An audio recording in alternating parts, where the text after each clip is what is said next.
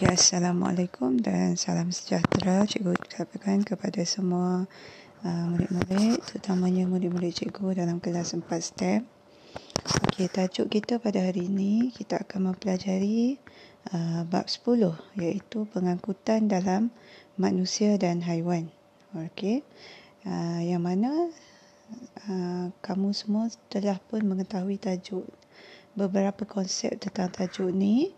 Okey, dalam semasa kamu di tingkatan 3, di mana kamu dah belajar sistem pengangkutan yang ada dalam tubuh badan kita dan juga haiwan. Okey, beberapa haiwan yang dipilih untuk kita pelajari. Okey, dalam tajuk ini, okey, untuk hari ini, untuk bahagian 1, cikgu akan fokuskan kepada boleh rujuk buku teks muka surat 167, iaitu 10.1, jenis sistem peredaran darah. Okey, dalam tajuk ni, di akhir pembelajaran, cikgu nak kamu dapat menerangkan ataupun mewajarkan keperluan sistem pengangkutan dalam organisma mati sel kompleks. Okey, yang kedua, kamu dapat kenal pasti bahan yang diangkut oleh sistem pengangkutan, sama ada diangkut keluar atau diangkut ke dalam sel. Yang ketiga, kamu kena tahu sistem peredaran darah dalam organisma mati sel. Ada berapa jenis sistem peredaran darah dalam organisma mati sel. Okey. Yang keempat, kamu kena tahu bagaimana untuk membanding dan membezakan antara sistem peredaran darah dalam beberapa organisma mati sel, contohnya serangga, ikan, amfibia dan manusia. So ada 4 standard kandungan yang perlu, standard pelajaran yang perlu kamu ketahui hari ini. Okey, boleh rujuk buku teks muka surat 167, 10.1. Okey, kemudian kita pergi kepada slide yang pertama, 10.1. Okey, jenis sistem peredaran, keperluan sistem pengangkutan organisma mati sel kompleks. Okey, ini 10.1.1. Okey, apakah benda yang pertama yang kena tahu? Kenapa perlunya sistem pengangkutan dalam organisma mati sel kompleks ni? Okey. Okey, sel kita memerlukan bahan keperluan sel, dan pada masa sama sel juga perlu menyingkirkan bahan buangan daripada sel. Jadi apa contoh keperluan sel yang kita perlukan? Of course lah, awak dah tahu, iaitu oksigen dan nutrien. Dan apa yang kita tak nak adalah karbon dioksida dan bahan berkumuh seperti bahan bernitrogen. Okey, jadi bahan-bahan ini perlu diangkut keluar, dan bahan yang kita perlukan perlu dihantar masuk dan perlu diedarkan ke seluruh sel-sel badan. Okey. Dahulu juga sebelum ni juga awak dah tahu apakah sistem pengangkutan yang ada dalam organisma unisel dan juga organisma mati sel. Okey, kita tengok ciri yang pertama dalam organisma unisel.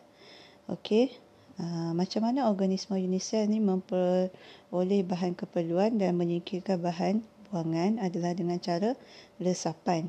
Kita pula mati sel adalah dengan cara pengangkutan dalam dalaman. Okey, contohnya kita guna sistem peredaran darah. Okey, kenapa? Okey, organisma unisel dia mempunyai jumlah luas permukaan perisi padu dia besar. Okey, sebab tu dia boleh berlaku secara resapan, sebab luas permukaan badan dia tu besar.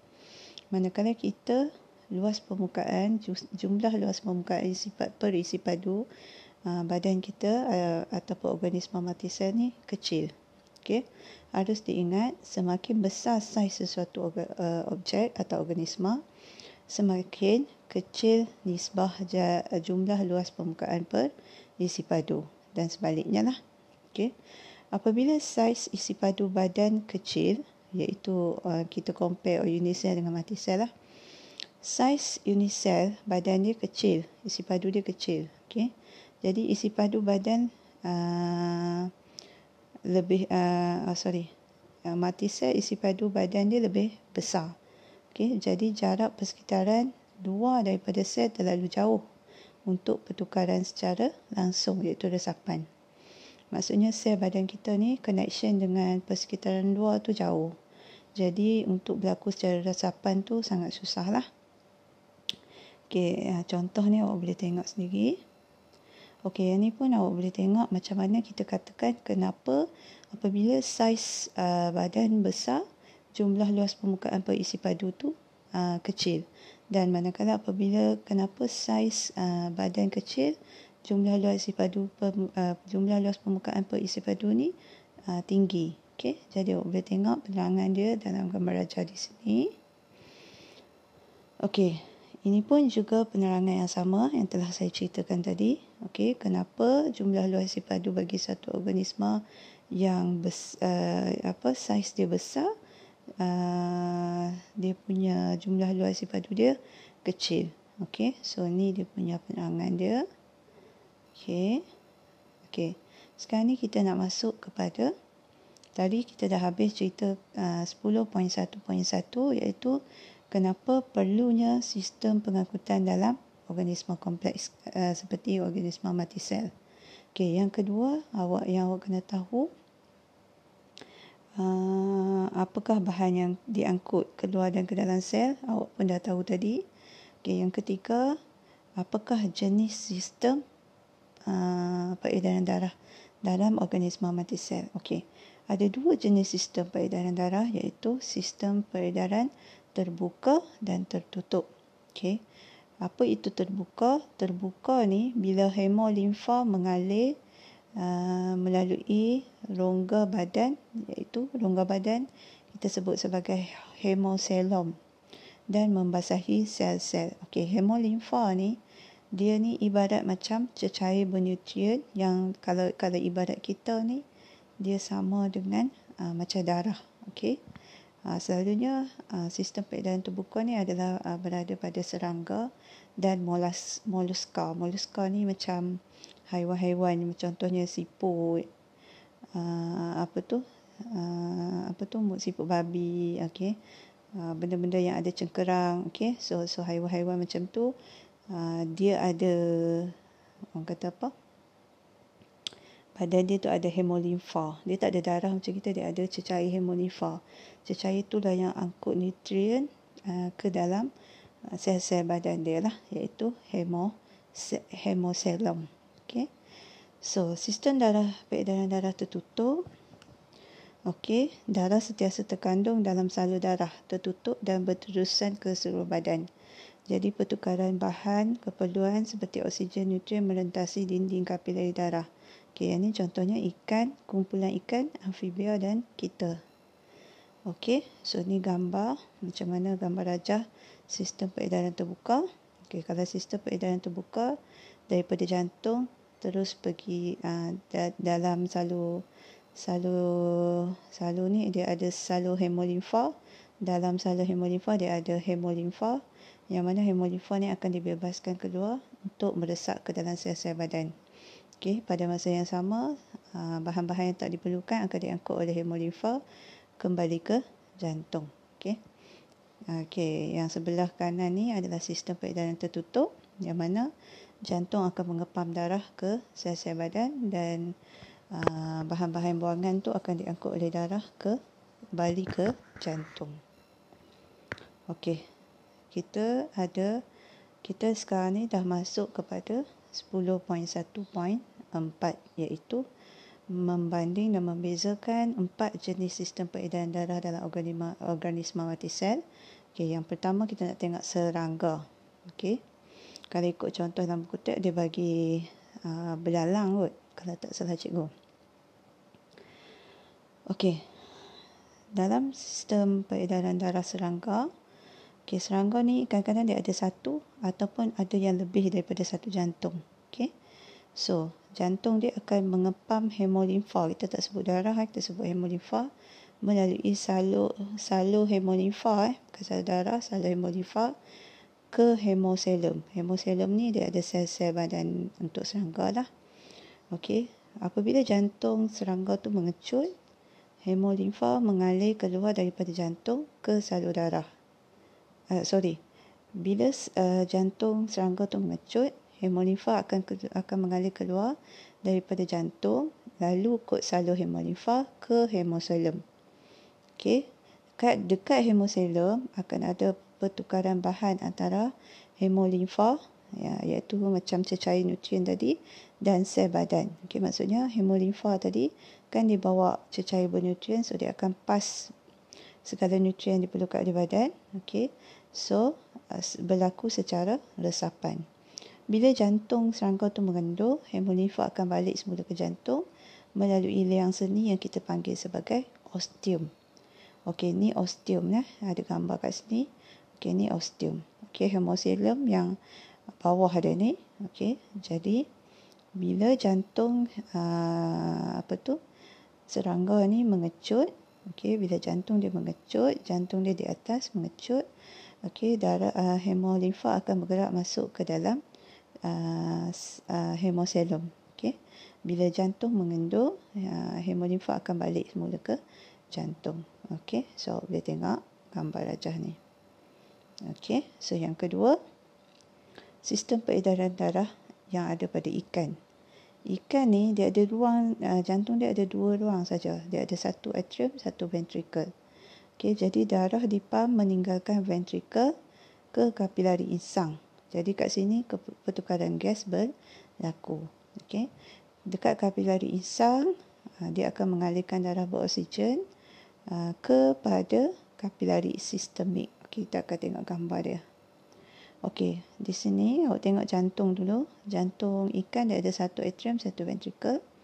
Okey, so darah daripada jantung akan bergerak ke kapilari insang. Okey, dekat kapilari insang ni akan berlaku percampuran darah beroksigen dengan tak dioksigen. Okey, kemudian darah yang bercampur tadi akan bergerak darah yang berwarna merah tadi, iaitu darah beroksigen tadi, akan ditapis keluar daripada kapilari insang ke kapilari sistemik. Okay, so on the way tu dia akan bagi dia akan bagi bahan-bahan nutrien dan oksigen kepada sel badan. Okay, sampai dekat kapilari sistemik lah. Okay, jadi dia bercampur lagi sekali. Lepas tu darah yang terdioksigen akan diangkut semula ke vena. Okay, ke vena, kemudian dia akan pump keluar lah macam biasalah. Itu melibatkan sistem respirasi pula lah. Okay, so kena ingat yang dalam ikan dia ada satu atrium, satu ventricle. Okay. Okay. Kapilari sistemik yang bawah ni, oksigen meresap ke dalam tisu. Okay, oksigen akan meresap ke dalam tisu badan. Manakala karbon dioksida daripada tisu akan kembali ke kapilari. So darah terdioksigen kembali ke atrium melalui vena. Okay, dia balik ke atrium melalui vena. Okay. Ini kita panggil sebagai sistem peredaran tunggal. Sebab apa? Sebab darah tu mengalir dalam satu hala. Okey. Okey, ini tak nampak sikit tajuk dia. Ini tajuk dia adalah sistem peredaran darah amfibia. Okey, biasanya kita ambil katak lah. Okey, jantung amfibia ni dia ada 3 ruang. Tadi ikan ada 2 ruang kan? Okey. Amfibia dia ada 3 ruang, iaitu 2 atrium, 1 ventricle. Kita panggil dia sebagai sistem peredaran ganda 2. Sama macam manusia pun kita panggil sistem peredaran ganda 2. Sebab apa? Sebab darah dia mengalir dalam 2 peredaran. Maksudnya ada satu naik ke atas, ada satu naik ke bawah. Okey, macam itulah. Okey, iaitu satu kita panggil peredaran pulmo-cutaneous dan satu lagi kita panggil sebagai peredaran sistemik. Apa itu peredaran pulmo-cutaneous? Iaitu dia mengangkut darah daripada daripada jantung ke peparu dan kulit. Okey, dan kulit, dan pertukaran gas berlaku kat situ. Okey, maksudnya ambil sedut gas oksigen, bebaskan karbon dioksida berlaku kat situ. Yang kedua, peredaran sistemik yang mana mengangkut darah beroksigen sahaja ke tisu badan dan mengembalikan darah terdioksigen daripada tisu badan ke atrium kanan melalui vena. Kejap lagi saya tunjuk gambar. Sistem peredaran ganda 2 ni untuk katak tak lengkap. Manakala untuk manusia lengkap. Itu beza dia. Okey, darah terdi oksigen dia akan bercampur dengan darah beroksigen. Sebab tu kita panggil kenapa sistem peredaran darah ganda 2 untuk amfibia ni tak lengkap, sebab darah oksigen dengan darah terdi oksigen mereka ni bercampur.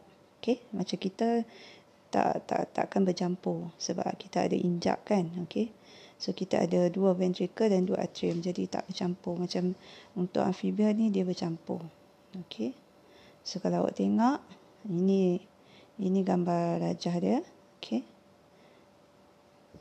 so katak amfibia ni dia ada 2 peredaran, iaitu peredaran pulmocutaneous, iaitu darah bergerak daripada jantung, okey, ke kapilari peparu dan kulit. Okey, di sini proses pertukaran gas berlaku. Okey, yang kedua, peredaran sistemik, iaitu darah daripada jantung keluar daripada aorta, okey, pergi ke kapilari sistemik. Okey, di sini dia akan bagi segala oksigen dan nutrien diperlukan, dan kemudian dia akan ambil bahan-bahan buangan daripada tisu badan dan dia hantar balik kembali ke jantung melalui vena ke atrium kanan. Okey, ke atrium kanan. So proses ni nampak macam ganda 2 sebab ada satu peredaran sistemik dan satu peredaran pulmocutaneous. Okey, tetapi yang tak syoknya kat sini sebab darah beroksigen dengan darah terdi oksigen tu bercampur dekat ventricle tu. Okey, kalau nampak dekat ventricle tu dia warna purple. Jadi nombor 3 tu dia ada sedikit percampuran darah di situ. Okey, so darah terdi oksigen daripada badan ke atrium kanan jantung. Okey, darah beroksigen dari peparu dan kulit ke atrium kiri jantung. Okey, so darah terdi oksigen yang warna biru ni. Okey, so dia kata daripada badan ke atrium kanan jantung. Okey, saya dah terangkan tadi. Okey, darah beroksigen daripada peparu, okey, peparu ke atas ni, okey, dan kulit ke atrium kiri jantung. Kemudian dia pump kembali ke kapilari sistemik kat bawah tu. Okey, darah dari kedua-dua atrium masuk ke ventricle. Okey, ini ventricle nombor 3. Okey, sedikit percampuran darah beroksigen dan darah terdi oksigen berlaku, tetapi darah beroksigen dia akan banyak berkumpul di sebelah kiri ventricle, manakala darah terdi oksigen dia akan banyak berkumpul di sebelah kanan ventricle. Memang Allah cipta walaupun dia bercampur, tetapi dia akan ada perubahan, dia akan ada macam pengasingan lah sikit. Okey, darah beroksigen ni dia akan banyak duduk belah kiri, darah terdi oksigen ni dia banyak duduk belah kanan. Okey, sebab apa? Sebab darah beroksigen ni nanti dia akan lalu ikut yang nombor 4 tu, okey, untuk dibawa ke kapilari sistemik. Manakala darah terdi oksigen dia akan ikut yang saluran nombor 4 yang pergi ke kapilari peparu tu untuk dibebaskan keluar. Okey, dia masih lagi bercampur, tapi peratusan darah beroksigen tu duduk di belah kiri banyak dan peratusan darah terdi oksigen duduk di belah kanan tu pun banyak. So masih ada percampuran, tetapi dia macam masih duduk di kawasan dalam kumpulan-kumpulan dia lah. Okey, walaupun masih ada percampuran berlaku. Okey, ventricle mengepam darah melalui peredaran ni saya dah terangkan. Okey, untuk manusia ni saya dah orang kata apa? Banyak kali awak dah belajar tentang tajuk ni. Okey, so jantung manusia kita terdiri daripada 2 atrium dengan 2 ventricle. Kita ada 4 ruang. Kalau ikan ada 2, katak ada 3, manusia ada 4 ruang. Okey, kita punya sistem peredaran darah kita adalah sistem peredaran ganda 2, yang mana darah kita mengalir melalui jantung sebanyak 2 kali dalam satu kitab peredaran yang lengkap. Okey, sistem peredaran ganda 2 lengkap, iaitu dua peredaran darah berbeza di mana darah terdioksigen dan darah beroksigen ni tak akan bercampur. Okey, tidak akan bercampur macam amfibia tadi. Okey, ni awak pun dah tahu kita ada dua sistem peredaran darah.